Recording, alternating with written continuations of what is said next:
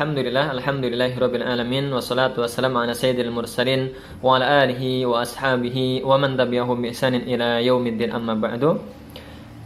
Dikisahkan di dalam kitab Duratun Nasihin, Abdullah bin Umar, anak dari Khalifah Umar bin Khattab radhiyallahu taala anhuma, suatu hari beliau pulang dari sekolah dalam keadaan menangis.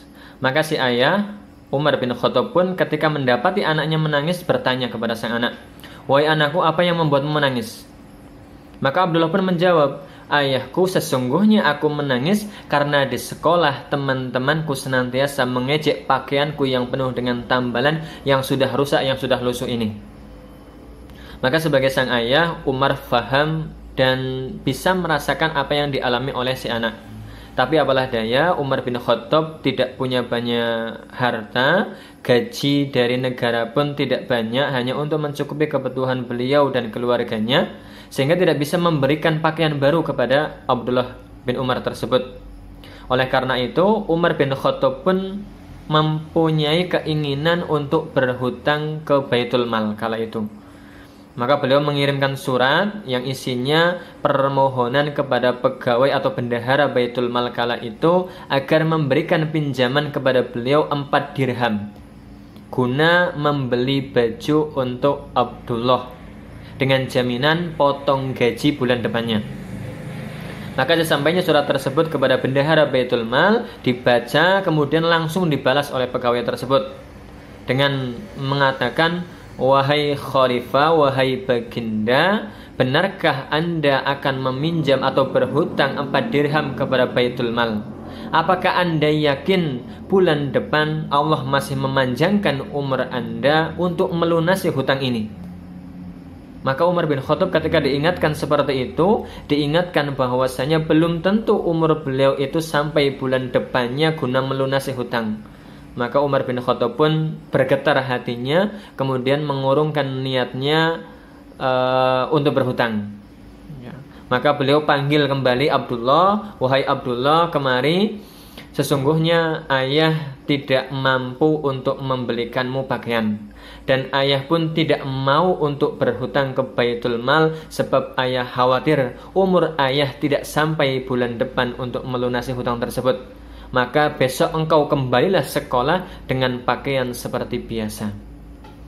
Teman-teman sekalian yang dimuliakan oleh Allah Subhanahu wa taala, satu pelajaran penting dari kisah ini bahwasanya hendaknya kita sangat berhati-hati apa yang dinamakan dengan hutang. Ya, hutang itu memang dibenci namun dicari. Hutang itu kata orang sama dengan menggali lubang. Ya, memang benar, karena kadang-kadang orang yang sudah berhutang itu sama saja dia menggali lubang untuk dirinya sendiri. Sama saja dia membuat lubang yang suatu saat atau seringnya akan membuat dirinya sendiri kesusahan. Maka benar apa yang dikatakan Umar bin Abdul Aziz. Beliau pernah mengatakan kepada kawan-kawannya kala itu, "Wahai kawan-kawanku, jauhilah kalian hutang meskipun kalian sedang dalam keadaan yang sangat membutuhkan. Fa inna daina zullun fin nahar wa hammun fil lail." Karena beliau mengatakan jauhilah hutang karena sesungguhnya hutang itu apa? Zullun bin nahar, kehinaan di siang hari, wa hammun bil lail, dan kesengsaraan, kegundahan di malam hari.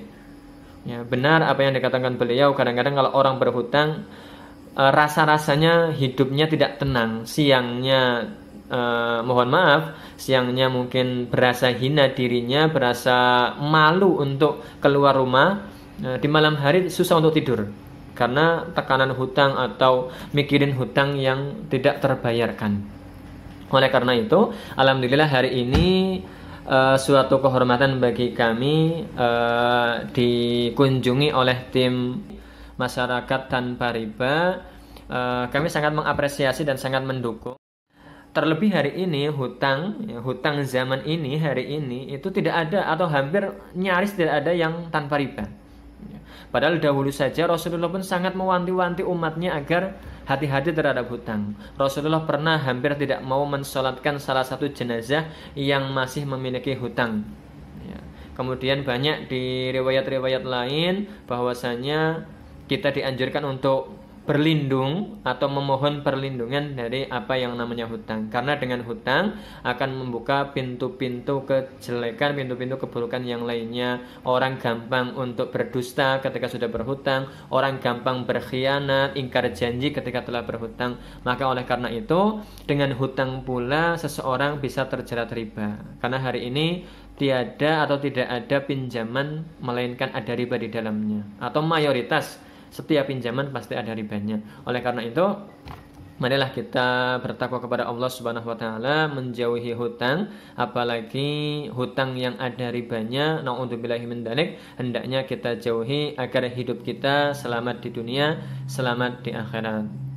Sekian dari kami, semoga kita terbebas atau semoga kita dilindungi oleh Allah dari yang namanya hutang, apalagi hutang yang mengandung unsur riba. Wallahu a'lam bishawab. Wal khair. Wassalamualaikum warahmatullahi wabarakatuh.